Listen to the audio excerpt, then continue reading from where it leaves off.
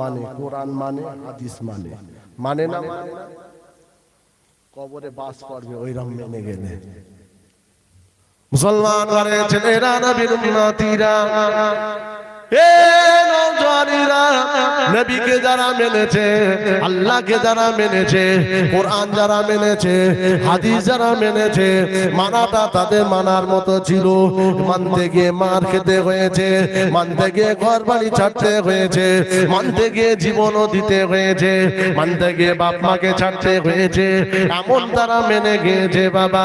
তারপরেও তারা অন্যায় থেকে নিজের অন্যায়কে জীবনে সাপোর্ট করেনি, মিথ্যাকে সাপোর্ট করেনি, নামাজ কাজা করেনি, রোজা কাজা করেনি, শরীয়তকে তারা নিজের জবাই করেনি। হে নওজোয়ানেরা, যুবকেরা, তাই আপনাদেরকে বলে যায়, আমার নবী পাকের সাহাবায়ে কেরামেরা আমার নবীকে মেনেছে, মানার মতো মেনেছে, এমন মানা মেনে গিয়েছে গো, তাদের মানাটার উপরে আল্লাহ পাক খুশি হয়ে গিয়ে আল্লাহর কোরআনের আয়াত নাযিল করে আল্লাহ পাক আমার হাবিবকে জানিয়ে দিল, আমার হাবিব রে, আপনার সাহাবারা যেভাবে মানলো, আপনাকে আমাকে যেভাবে মেনেছে, আমি আল্লাহ পাক এদের উপরে এতটা খুশি রাজি হয়ে গেছে। তাই কোরআনের আয়াত নাযিল হয়ে গেল, রাদিয়াল্লাহু আনহুম ওয়া রাদু আন, আমার হাবিব রে, আপনার সাহাবায়ে কেরামের উপর আমি আল্লাহ পাক রাজি হয়ে গেছে। এমন মানা মেনেছে তারা। রাসূল একবার বলেছে বাবা এটা করবে না, বাস ওই পর্যন্ত। জোরে বললেন না?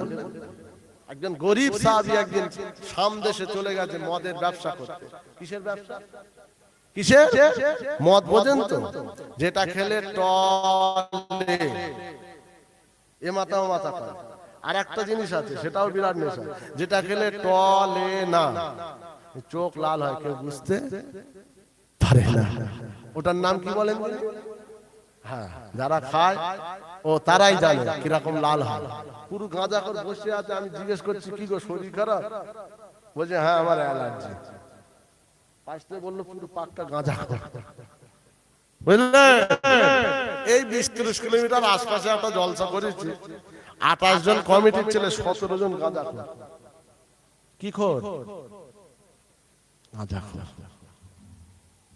মিলাদ দেওয়া সহজ, শোনা সহজ, বসা সহজ, সব সহজ।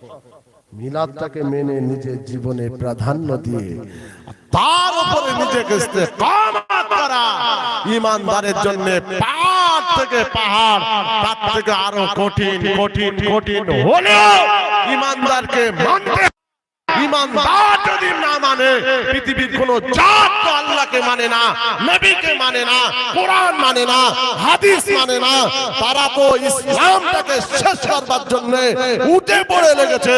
নবীকে গাল দেয়, আল্লাহকে গাল দেয়, কোরআনকে পুড়িয়ে দেয়, কোরআন পায়ের তলায় রেখে তার উপরে মত ফেলে আল্লাহর কোরআন অপমান করে।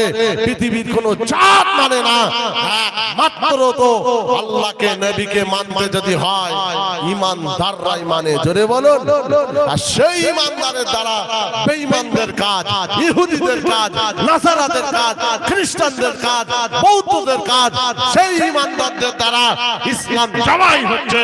যে ঘরে কোরআন আছে ওই ঘরে মদ আছে, যে ঘরে কোরআন আছে ওই ঘরের ছেলে মদখোর, যে ঘরে কোরআন আছে ওই ঘরের ছেলে গাঁজাখোর, যে ঘরে কোরআন আছে ওই ঘরের ছেলে টাসখোর, যে ঘরে কোরআন আছে নামাজের মাসাল্লাহ রাসূলের হাদিস, জি ওই ঘরের ছেলেটাই তো লটারি আছে না? কথা বলে না তো, লটারি কাটে না? আপনি খবর নেন না, গায়ের কম কজন কাটে আর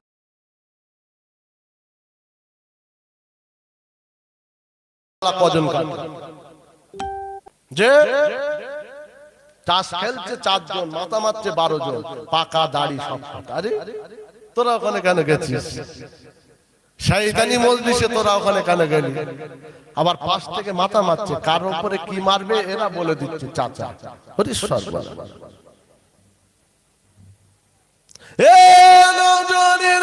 নবী পাকের একজন গরীব সাহাবী শাম দেশে চলে গেলেন। মদের ব্যবসা করতে, ওই মদের ব্যবসা করতে করতে আল্লাহ পাক এতটা তানাকে লাভবান করেছিল। 1 থেকে 1.5 মাস 2 মাস পরে তিনি এতটা লাভবান হয়েছিল, মনে তানার ইচ্ছা হলো শাম দেশ থেকে মদ কিনে নিয়ে মদিনার বাজারে গিয়ে বিক্রি করব, আমার বাচ্চা বিবিদের জন্য কাপড় চোপড়, বাপ মায়ের জন্য খাদ্য খাবার নিয়ে যাব। এই চিন্তা ভাবনা নিয়ে রাসূলুল্লাহর ওই গরিব সাহাবীটা মদের ব্যবসা করে অনেকটা লাভবান হলো।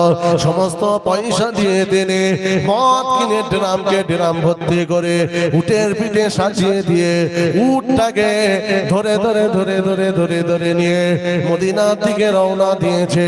এ নওজওয়ানেরা, যুবকেরা, অনেকদিন পার হয়ে গেল, মদিনার শহরে চলে এলো।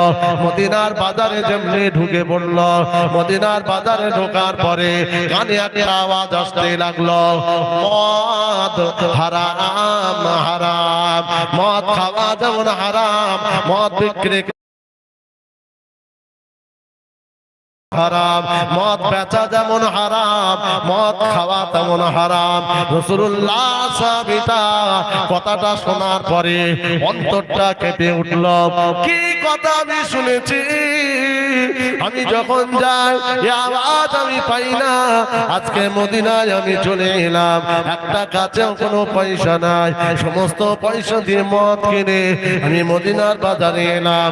আর মদিনার বাজারে আসার পরে এই আওয়াজটা আমাকে শুনতে হলো, মদ খাওয়া হারাম, মা বাইয়া হারাম, বছর বিয়া হারাম, মদ খাওয়া যেমন হারাম, মদ বেচা তেমন হারাম। নবী সাহাবীর মনটা বড্ড খারাপ হয়ে গেল। মদিনা শহরে বাজারে মদের উটটাকে ড্রার কিনা বেঁধে দিয়ে সোজা দৌড়ে দৌড়ে দৌড়ে দৌড়ে আমার রাসূলুল্লাহ দরবারে চলে এলো। মদিনার মসজিদুন নববীতে বসে আছে, চোখে তার পানি, মনটা তার খারাপ, চুলটা উস্কো খুস্কো।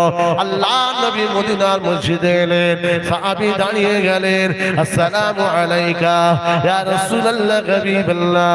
ওয়া আলাইকুমুস সালাম। কে বাবা?